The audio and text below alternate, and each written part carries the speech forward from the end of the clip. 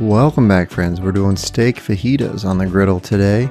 We got our tortillas, cheese, fajita mix, some veggies, and steak. We'll start off with 1 green pepper, 1 yellow pepper, and onion sliced up.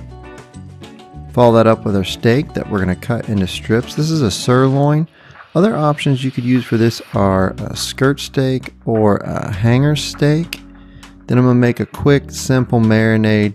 This is just 2 cloves of garlic chopped up, put in a plastic bag with the steak, half of a lime juiced in there on top of that, a little bit of Worcestershire, actually a lot because I didn't realize the cap was off, but that's okay, I like Worcestershire, oil, follow that up with some cumin, and then also a little bit of cayenne as well.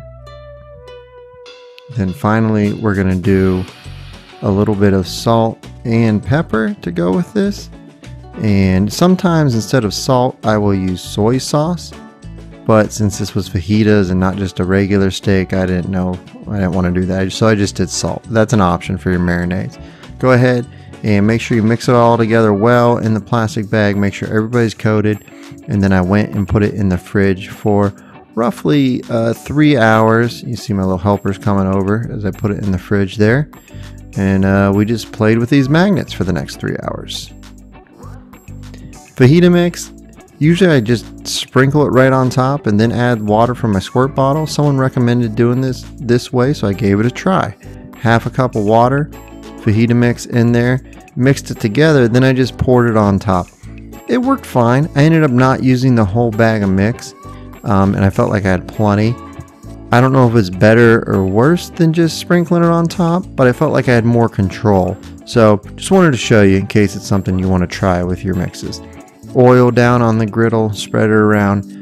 Then we're tossing down our peppers and onions. Go ahead and make sure we give them a toss. Get them all coated in the oil and spread out flat on the griddles to start sauteing up. Want to do these first and then we'll do the steak second. I did have some refried beans in a pot on the griddle just to go with it. Just wanted to show that to you in case anybody's new to my videos. Don't be scared to put a pot on the griddle. Put some beans or something on the side, maybe some Velveeta cheese sauce. Always a good idea. As you can see, we're around 400 degrees here, so that's good. It's extremely cold. That's why I have a glove on one hand. I don't know why not the other hand. But our peppers and onions are looking great. Now we're griddling 2 spatulas. Not really griddling if you don't have 2 spatulas. We got our heat on medium, medium, medium, and then the right one I have off. So that's for my beans to sit over there, and then I moved all of the peppers and onions over there. They're not fully done, but I just moved them over early to start the steak, knowing they're still going to cook over there. I wanted this to get a little higher to get a sear on my steak, so I'm around 440, 430 you can see here, and that's what 3 burners on medium gets me at, 426. What? It's good. It's above 400 to get that sear. So we'll put down a little bit of oil, and then we'll bring out our, spread it around, and then we'll bring out our steak here next.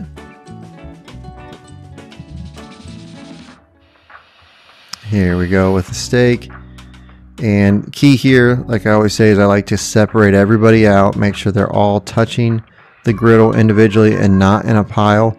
That way each little strip of steak can get a nice sear on it. So I will clear the griddle, make sure there's plenty of room for all these steak strips. That's why I push the peppers to the side. That's why I got them started early. And then make sure they each are touching, because I want to get a nice sear on each side of these steaks, of these little strips of sirloin here. So I still kind of toss the peppers and onions, and I got my spatula under it, so it's still getting hot over there. It's getting residual heat, and it's still going to cook a little bit, but at a very slow pace. I am more in control of the peppers and onions now. Take a look at our steak. I kind of just threw those pieces of garlic on the griddle too, and that is the sear that we're looking for. Once they all started to look like that, I went ahead and flipped them over individually to make sure I could then get the same type of look on the other side of these little bits. I probably did 3 to 4 minutes per side. I mean, you really just want to get a quick sear. They're going to basically cook through real quickly. So you don't want to cook them too long and get tough. You're really not going to be able to cook them to like medium rare, or a specific temp. I mean, they're just strips, but you don't want to overcook them. That's why they went on last. There goes a little bit of fajita sauce. My first time doing it, so I just started with half because I didn't know what it would be like. Then I mixed everything together, peppers, onions, steak, and you can see there wasn't enough, so that's why I put a little more. I probably ended up using 3/4 of the fajita sauce and water mixture together until I got the right consistency I was looking for. You could use all of it, I'm sure it'd be fine, but I felt like I had plenty of flavor in how much I used for just that one whole steak.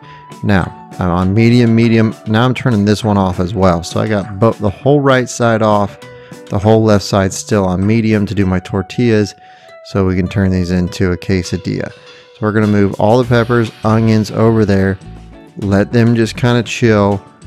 They're still going to cook a little bit, so I mean, I really just mixed them and moved them, understanding that it's still going to cook, but I want to get these tortillas started.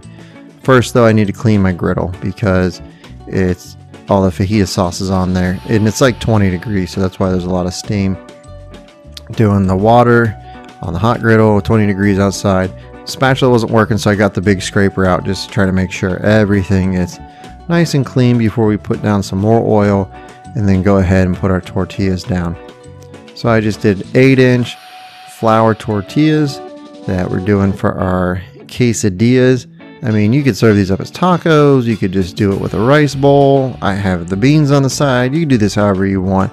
I just decided to do them as quesadillas just to have them handheld, and I had some left over for my wife to take to work the next day. So I get all 4 of those down. We're still around 400. You can see it's not quite there yet. One of them's getting there, but just got to be patient, and you got to turn them around, make sure there's enough oil down, and keep letting them just kind of crisp up. But I wanted to get them started, then put the cheese down. You can use whatever you'd like. This is just like a Mexican cheese blend from Kroger. Normally I don't like to do shredded, I like to shred it myself, but I was a little lazy today, so I got the pre-shredded Mexican cheese blend. Once that's down, I start adding my steak, peppers, onions on top of each one.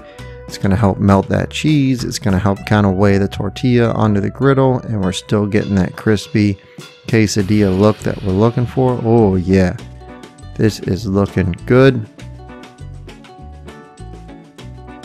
We'll go ahead and finish them up here, and then after we get all of our meat on there, we're going to add more of the nacho cheese blend on top. You can never have too much cheese on your quesadillas. Boom.